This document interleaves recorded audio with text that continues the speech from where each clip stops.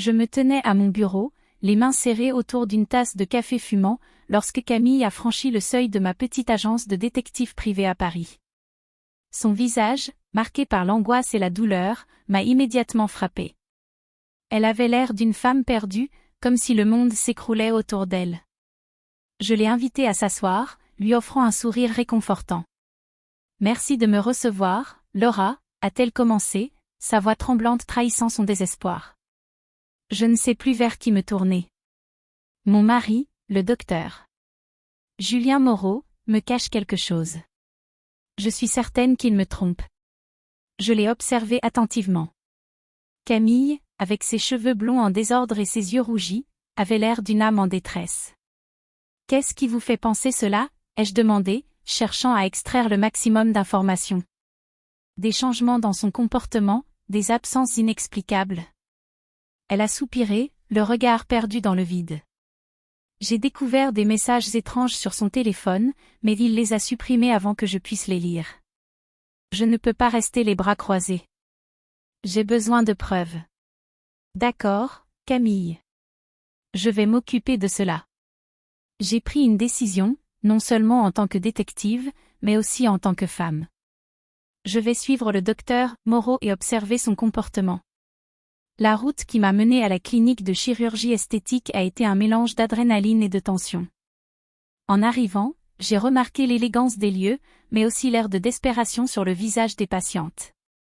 Le docteur Moreau, charmant et sûr de lui, semblait parfaitement à l'aise parmi elles. J'ai décidé de me fondre dans le décor, observant chaque geste, chaque échange. Alors que je scrutais la clinique, mes yeux se sont posés sur une jeune femme, Sophie, qui attendait son tour avec une lueur d'espoir dans les yeux. Ses traits, bien que marqués par la tristesse, reflétaient le désir de retrouver une beauté perdue. J'ai senti un frisson d'inquiétude. Quelles étaient les véritables intentions du docteur Moreau envers elle? Était-elle simplement une patiente ou quelque chose de plus? Je me suis agenouillée, le cœur battant, décidée à découvrir la vérité. La trahison n'était pas uniquement celle de Camille, mais aussi un jeu dangereux dans lequel de nombreuses femmes pouvaient être piégées. Je suis assise à mon bureau, la lumière tamisée de la lampe projetant des ombres sur les murs. Mon cœur bat la chamade alors que je feuillette les messages sur l'écran de mon ordinateur. Les échanges entre le docteur Moreau et Sophie sont troublants, pleins de sous-entendus et de promesses voilées. Je me sens comme une intruse dans leur monde, mais je n'ai d'autre choix que de continuer. Je dois savoir, murmurai-je à moi-même, une lueur de détermination dans les yeux. Laura, tu ne peux pas être sérieuse, me dit Camille, le visage blême, lorsqu'elle voit le contenu des messages que je lui montre. C'est impossible. Julien m'a toujours dit qu'il ne voyait que moi. Sa voix tremble, et je peux voir les larmes perler au coin de ses yeux. Camille, regarde. Ces messages, ils ne laissent pas de place au doute. Je lui tends le téléphone, mais elle se détourne, refusant de croire à cette trahison. Non, il doit y avoir une explication.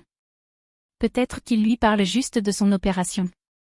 Ce n'est pas juste une opération, Camille. Ils ont une connexion que tu ne peux pas ignorer. Un silence pesant s'installe, et je sens que je n'arriverai pas à la convaincre. Elle veut croire en l'amour qu'elle a pour lui, même si cela signifie ignorer la vérité. Après notre conversation, je quitte son appartement, l'esprit en ébullition. Je sais que je dois en savoir plus. Je n'ai pas l'intention de laisser passer cette opportunité. Je prends une profonde inspiration et me décide. Je vais me faire passer pour une patiente. L'idée me terrifie, mais je n'ai pas d'autre choix.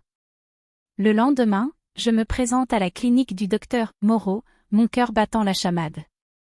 L'environnement est clinique, froid, et je me sens vulnérable. Je suis accueillie par une assistante qui me demande comment elle peut m'aider. Je suis ici pour une consultation, je voudrais en savoir plus sur les procédures esthétiques. Ma voix tremble légèrement, mais je fais de mon mieux pour paraître confiante. Bien sûr, je vais vous inscrire. Le docteur Moreau sera ravi de vous voir, répond-elle avec un sourire poli. Mon estomac se noue à l'idée de le rencontrer, mais je sais que c'est nécessaire. Je suis sur le point de plonger dans un monde où l'amour et la trahison se mêlent dangereusement, et je dois être prête à tout. Je me tenais devant le miroir de la clinique, le reflet de mon visage flou par l'anxiété. Je m'étais préparée pour cette rencontre, choisissant avec soin une blouse blanche qui me donnerait l'air d'une patiente désespérée, mais je ne pouvais m'empêcher de sentir une boule au ventre. Mon cœur battait la chamade alors que je m'approchais du bureau du docteur Moreau, le célèbre chirurgien esthétique. « Bonjour, je suis Laura », dis-je, essayant de masquer l'angoisse dans ma voix. « J'aimerais en savoir plus sur les procédures que vous proposez. » Il leva les yeux de son dossier, ses yeux perçants se posant sur moi. « Bien sûr, Laura. Que cherchez-vous précisément ?» Je feignis une hésitation, scrutant son visage pour déceler le moindre signe d'intérêt.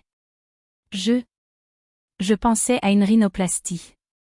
Alors qu'il commençait à m'expliquer les détails de la procédure, je ne pus m'empêcher de remarquer son charisme.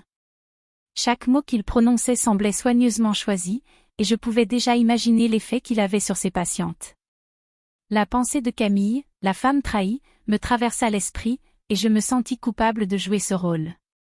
Peu après, je fus invitée à assister à une consultation avec Sophie.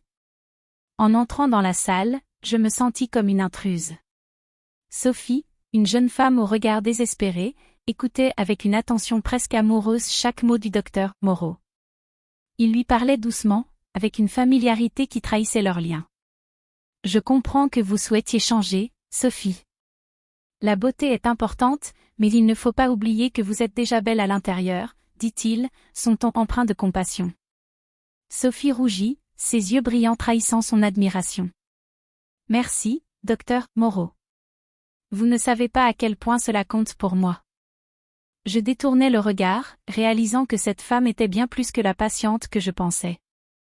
Elle était une victime d'un jeu bien plus complexe que je n'avais imaginé. Après la consultation, je sortis, le cœur lourd, mais je fus surprise de sentir une présence derrière moi. « Excusez-moi », dit une voix douce. Je me retournai pour voir Sophie, le visage marqué par l'hésitation. « Vous êtes une nouvelle patiente ? » « Oui, je suis encore au début de ma réflexion, » répondis-je, tentant de dissimuler mes véritables intentions. « J'espère que vous trouverez ce que vous cherchez, » poursuivit-elle, son regard s'attardant sur moi. « Le docteur Moreau est incroyable. Il m'aide à me sentir mieux dans ma peau. Je ne sais pas ce que je ferais sans lui. » Je déglutis, réalisant l'ampleur de ses sentiments. « Je suis sûre qu'il vous aidera, » murmurai-je, mon esprit en proie à des pensées tourbillonnantes. Pourquoi cette jeune femme semblait-elle si vulnérable ? Pourquoi étais-je en train de ressentir une pointe de sympathie pour elle ? Alors que nous nous éloignions l'une de l'autre, je comprenais que cette enquête prenait une tournure que je n'avais pas anticipée. Mon cœur, tout à coup, semblait lourd de secrets et de trahison, de beauté et de désespoir. Je m'appelle Laura Lopez, détective privée à Paris, et la chaleur de l'été s'infiltrait par les fenêtres de la clinique. J'étais là, caché dans un coin discret, observant le docteur Moreau, ce chirurgien esthétique charismatique, entouré de ses patientes admiratives. Mais ce jour-là, c'était Sophie, la jeune femme désespérée, qui attirait mon attention. Je ne savais pas pourquoi, mais une part de moi commençait à ressentir de la sympathie pour elle. Je ne sais pas si je saurais le faire. Avouait-elle à voix basse, les yeux baissés, alors qu'elle feuilletait un magazine de mode. Je pouvais voir à quel point elle était vulnérable, piégée dans ses propres insécurités. Je m'étais approchée, feignant de lire le même magazine. Tu sais, parfois, ce n'est pas seulement une question de beauté extérieure, mais de ce que tu ressens à l'intérieur, dis-je, essayant d'établir un lien. Elle leva les yeux, surprise par mon intervention. Tu crois vraiment ça ? Demanda-t-elle, une lueur d'espoir dans sa voix. Absolument, répondis-je, réalisant que je ne parlais pas seulement pour elle, mais aussi pour moi-même. J'avais passé trop de temps à enquêter sur des traîtres, oubliant d'explorer mes propres vulnérabilités. Plus tard dans la soirée, j'étais à la clinique. La fête battait son plein. Les rires et la musique créaient une atmosphère de célébration, mais je pouvais sentir l'air chargé d'une tension sous-jacente. Le docteur Moreau était le centre d'attention, entouré de femmes admiratives. Je m'étais glissée parmi les invités, observant comment il manipulait son charme avec une aisance déconcertante. « Regardez-le, il sait exactement comment les rendre accros », murmura une femme à côté de moi. J'acquiesçai, mais mon esprit était ailleurs. J'étais là pour Sophie, pour comprendre ce qui se tramait entre elle et le médecin. Alors que la soirée avançait, je remarquai Sophie, isolée dans un coin, son regard perdu. Avant que je ne puisse l'approcher, je vis le docteur Moreau s'approcher d'elle. Mon cœur s'accéléra. Je savais que c'était le moment de savoir la vérité. Il lui murmura quelque chose à l'oreille, et je me figeai. Je ne pouvais pas interrompre, pas encore. J'avais besoin de preuves, de quelque chose de tangible pour faire face à Camille. Je restai donc caché, observant leur interaction, chaque mot échangé entre eux me rapprochant d'une vérité que je ne voulais peut-être pas découvrir. Mais alors, une question me taraudait l'esprit, Sophie était-elle vraiment une traîtresse, ou était-elle simplement une victime dans cette danse macabre d'amour et de betrayal? Je me tenais au bord de l'avenue, le cœur battant, pensant à tout ce que j'avais découvert. Mon métier, qui avait toujours été pour moi une simple vocation, prenait une tournure que je n'avais jamais anticipée. Chaque détail de cette enquête me fascinait, mais en même temps, je ressentais un trouble profond. Sophie, cette jeune femme perdue, me touchait d'une manière que je ne pouvais pas ignorer. Elle n'était pas seulement une patiente, mais une victime d'un amour manipulé, et cela me renvoyait à mes propres doutes sur les relations. En attendant Camille dans un café près de la clinique, je scrutais les visages, imaginant les histoires cachées derrière chaque regard. Laura? Sa voix tremblante me sortit de mes pensées. Camille s'installa en face de moi, son visage marqué par l'angoisse. J'ai remarqué des choses étranges chez Julien, commença-t-elle, les yeux brillants d'inquiétude. Il rentre tard, il cache son téléphone. J'inhalai profondément, mon instinct de détective s'éveillant. Tu dois lui parler, Camille. Tu ne peux pas ignorer ces signes. Elle hocha la tête, mais je pouvais voir qu'elle hésitait. Et si je me trompais? Et si tout cela n'était qu'une mauvaise phase? Tu ne peux pas rester dans l'incertitude, insistai-je. La vérité est la seule chose qui peut te libérer. À cet instant, mon téléphone vibra dans ma poche. Un numéro inconnu. Je décrochai, le cœur serré. Laura Lopez, dis-je, la voix tremblante. Arrête ton enquête, gronda une voix rauque. Tu ne sais pas à qui tu as affaire. Je sentis un frisson d'adrénaline. Qui êtes-vous, lançai-je, défiant. Juste un ami qui veut te protéger. Ne t'avise pas d'en savoir plus. Le silence pesant après cette menace me fit réfléchir. J'étais déterminée à continuer, à déterrer la vérité. Mais l'angoisse pour ma sécurité grandissait. Je raccrochai, le regard perdu dans le vide. Camille observait, inquiète. « Qu'est-ce qui se passe ?» demanda-t-elle. « Rien que je ne puisse gérer, répondis-je, même si au fond, je savais que je m'enfonçais dans un terrain dangereux. Je réalisais que ce n'était pas seulement une question de trahison. C'était aussi une lutte pour le cœur, le pouvoir, et finalement, la vérité. Je me tenais devant la clinique, le cœur battant la chamade. J'avais rassemblé toutes les preuves de l'adultère entre le docteur Moreau et Sophie, et je savais que le moment de vérité était enfin arrivé. Camille, la femme dévastée, m'avait fait confiance pour lui révéler la réalité. « Laura, es-tu sûre de ce que tu as découvert ?» m'avait-elle demandé, l'inquiétude se lisant sur son visage. « Oui, Camille. J'ai tout vu. Ils se voient en secret et leurs messages sont clairs, répondis-je, ma voix tremblante d'émotion. Je voulais qu'elle réalise la gravité de la situation, mais je n'étais pas prête à voir son désespoir. Nous pénétrâmes dans le bureau du docteur Moreau, et je sentis un frisson parcourir mon échine. Le médecin était là, imperturbable, comme s'il n'avait rien à craindre. Sophie, à ses côtés, avait un regard rêveur, presque admiratif.